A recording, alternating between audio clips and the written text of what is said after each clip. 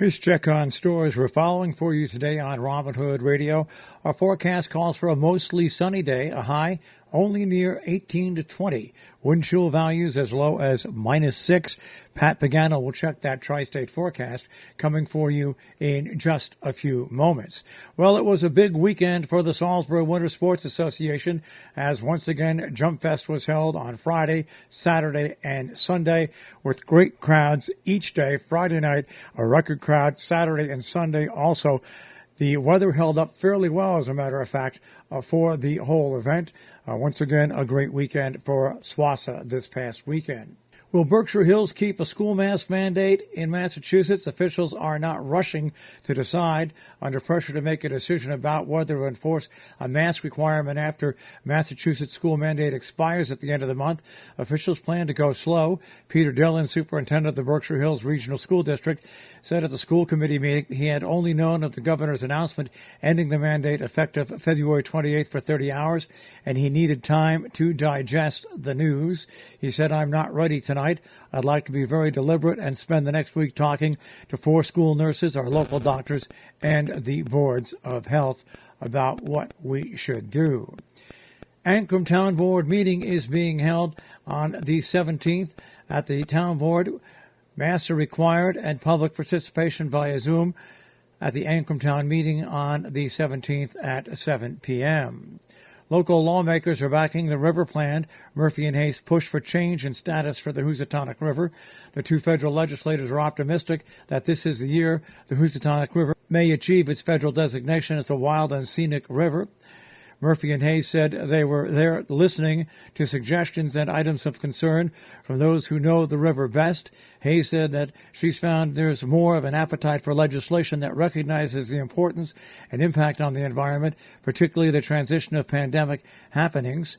Murphy noted he was part of the effort for wild and scenic designation for the Farmington River as well. Several of the people attending spoke about how going through the process will inform the stakeholders about the Housatonic River. In a warning sign to other area volunteer agencies, the Kent Volunteer Fire Department alerted their Board of Selectmen last week that they're asking for almost $500,000 so they can continue to pay for staff to respond to ambulance calls. The president and fire chief told the selectmen that the membership voted to request the worst-case scenario of $492,500, which would not include any volunteer EMTs responding, and only paid staff for the budget year beginning on July 1st. The fire department has been paying EMTs since March of 2021 when a contract was signed with Emergency Resources. Recruitment of new EMS members has been an ongoing endeavor for the Kent Volunteer Fire Department, and there's one new member who just completed the Emergency Medical Responder class and is taking the exam. There are 2 new members who joined in the last 60 days and are both enrolled in an EMT class, according to the fire department. Berkshire Museum has returned Sachem Conopock's wampum pouch and moccasins to the Stockbridge-on-Sea community. A pair of moccasins and wampum pouch that have been in the Berkshire Museum's collection for nearly 65 years are on their way home to the Stockbridge-on-Sea Community Band of Mohegan Indians in Wisconsin. Upon being presented with the moccasins and the wampum pouch during an official transfer of custody at the museum last Thursday, Bonnie Hartley, Historic Preservation Officer for the Stockbridge-Muncies, carefully tucked cedar and tobacco leaves amongst the items.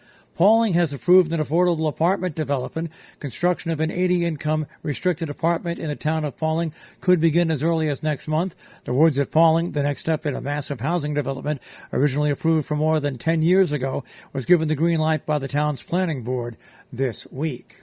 In Sharon, coming up today, the Sharon Green Committee at 4 p.m., American Rescue Plan Act at 4:30, Sharon Board of Education Enrollment Subcommittee at 5, Sharon Board of Education at 6, and the Inland Wetlands Commission at 6:30. In Salisbury today, Salisbury Pathways Committee meets at 5:30, Inland Wetlands and Watercourse Commission meets at 6. In North Canaan, the Planning and Zoning meets at 7 p.m. tonight. In Falls Village, the doubleheader Board of Finance meeting at 6:30 and the Board of Selectmen meeting at 7. In Cornwall tonight at 6:30, the Park and Recreation meeting via Zoom. In Kent, the Historic District Commission has their regular meeting coming up tonight at 5 p.m. And in Hillsdale, New York, the Planning Board has a meeting set for 7 p.m. this evening. Our business brief is underwritten by Morgan's at the Interlaken, interlakenin.com.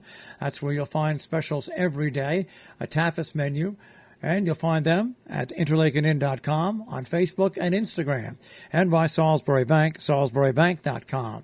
Dow Jones Industrial Average will start off the week at 34,738.06, the NASDAQ at 13,791.15, and the S&P 500 at 4418.64. We'll take a look at that tri-state forecast. That'll come your way in just a few moments.